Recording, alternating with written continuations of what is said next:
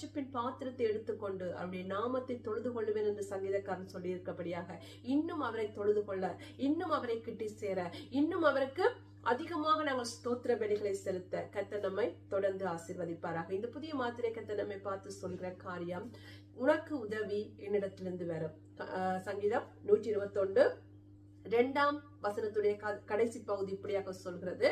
சங்கீதக்காரர் இப்படியாக சொல்கிறார், கர்த்தரிடத்திலிருந்து உனக்கு ஒத்தாசை வரும்.